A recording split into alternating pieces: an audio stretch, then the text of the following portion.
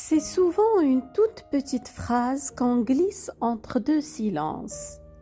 Je ne suis pas d'accord. Je ne suis pas à l'aise avec ça. Je préfère autrement. Rien d'extraordinaire, rien qui claque.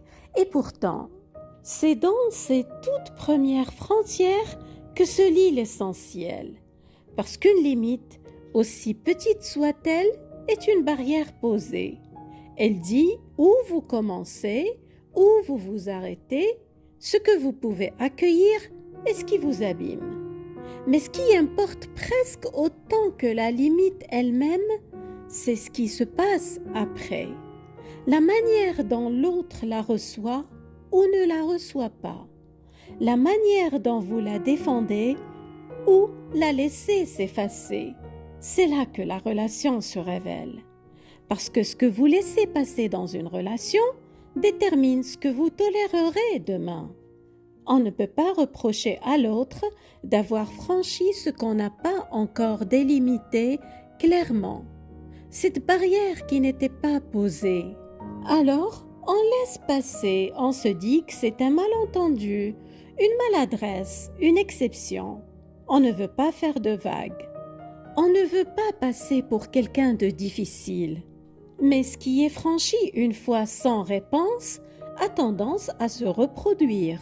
Et à force de laisser passer, la frontière se déplace, s'efface. On ne sait plus très bien où elle était. On accepte ce qu'on n'aurait jamais dû accepter. Justement, aujourd'hui, nous allons parler de ces toutes premières limites qui en disent long, au micro des élans du cœur. Un podcast où vous trouverez des clés concrètes, des éclairages relationnels profonds et des pistes de réflexion pour nourrir un lien solide, apaisé et authentique. Je suis Fatem Zahra Alami, gardienne des frontières oubliées, de ces petits riens qu'on laisse passer sous silence et qui font tout basculer. Nous allons poser un geste simple mais essentiel. Observez comment les petits inconforts passés sous silence peuvent, peu à peu, transformer la dynamique de la relation.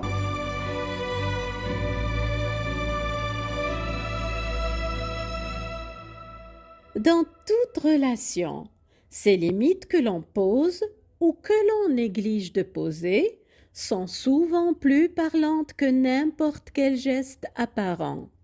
Ce sont les premières frontières. Elles marquent un point de bascule.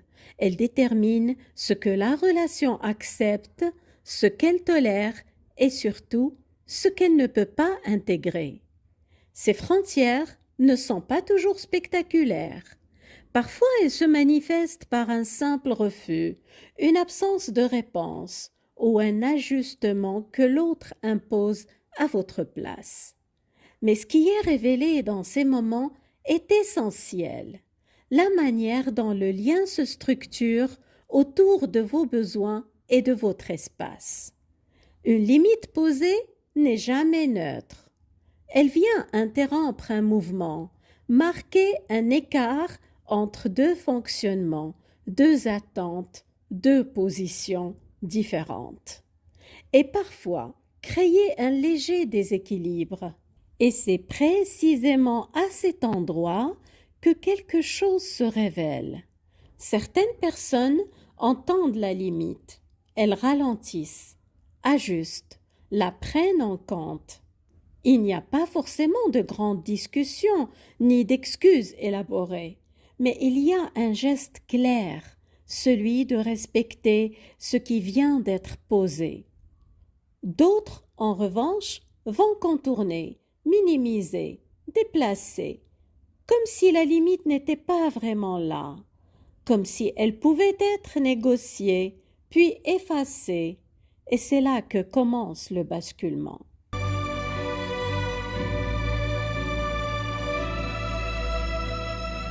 La première limite n'est pas toujours franchie de manière brutale.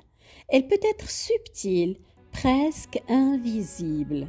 C'est une remarque répétée après que vous ayez dit que cela vous mettait mal à l'aise. C'est une insistance légère présentée comme anodine.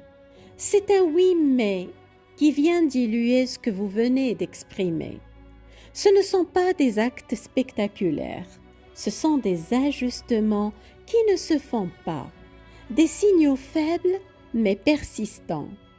Et souvent, ils passent inaperçus, parce qu'ils sont habillés de normalité, parce qu'ils ne semblent pas suffisamment importants pour être relevés. Certaines premières frontières sont contournées ou redéfinies par l'autre. Elles s'accompagnent alors de micro-pressions ou de tentatives d'influence. Voici ce qu'il faut observer.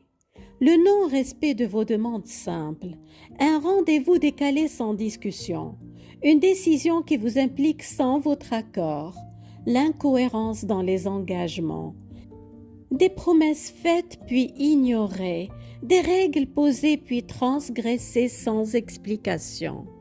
De même, la manipulation subtile, une culpabilisation qui s'invite, une inversion des responsabilités, une manière de minimiser ce que vous ressentez.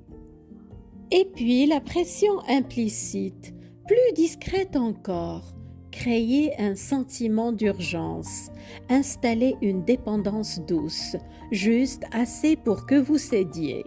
Ces signaux, bien que discrets, montrent déjà le rapport de force et le niveau de respect réel dans la relation.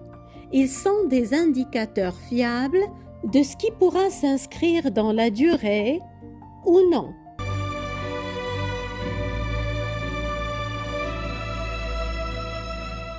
Une limite qui n'est pas respectée ne disparaît pas, elle se déplace, un peu plus loin, un peu plus tard, un peu plus floue. On reformule, on adoucit, on explique davantage, on donne une seconde chance, puis une troisième, et à chaque fois quelque chose s'ajuste. Mais en soi, pas dans la relation. On commence à tolérer ce qui, au départ, était clairement inconfortable, non pas parce que cela devient acceptable, mais parce que la frontière n'est plus tenue au même endroit. Et ce déplacement est silencieux, progressif, presque imperceptible. Franchir une limite une fois peut être une maladresse. La franchir sans ajustement est une information. Cela dit quelque chose du rapport à soi et à l'autre, de la capacité à reconnaître un espace qui n'est pas le sien, de la manière dont la relation se construit, avec respect ou avec adaptation unilatérale. Ce n'est pas seulement la limite qui est en jeu, c'est la structure du lien. Parce qu'une relation ne se définit pas uniquement parce qu'elle donne, mais parce qu'elle respecte. Le basculement ne se produit pas au moment où la limite est franchie. Il se produit au moment où elle est franchie et laissée sans réponse. C'est là que la relation change de nature. Pas de manière visible, pas immédiatement, mais en profondeur. Ce qui était une interaction devient une habitude. Ce qui était une exception devient une norme. Et sans s'en rendre compte, on entre dans une dynamique où l'espace de l'un s'adapte pour que celui de l'autre reste intact. Une limite n'a pas besoin d'être dure pour être claire. Elle n'a pas besoin d'être répétée pour exister. La manière de la formuler importe moins que ce qui se passe quand la limite est posée.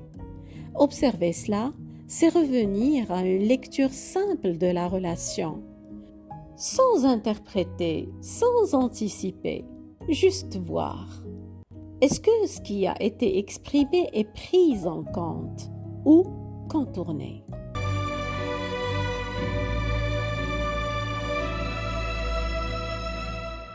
L'incohérence dans le comportement de l'autre peut être perçue comme une limite à respecter.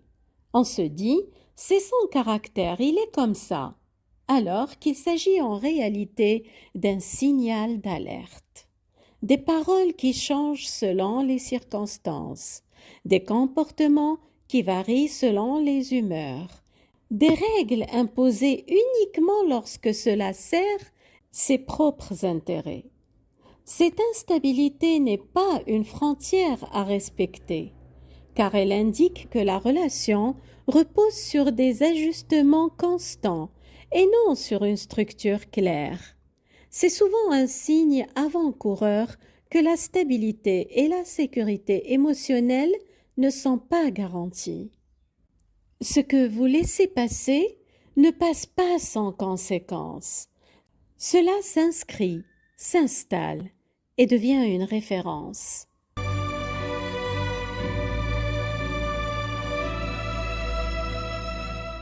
Les premières limites ne sont pas des détails, elles sont les fondations silencieuses de la relation.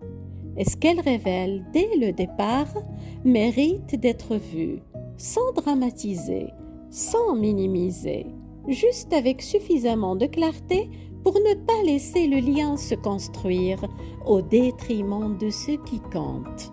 Une relation saine accueille les limites de chacun et les respecte sans tentative de contrôle.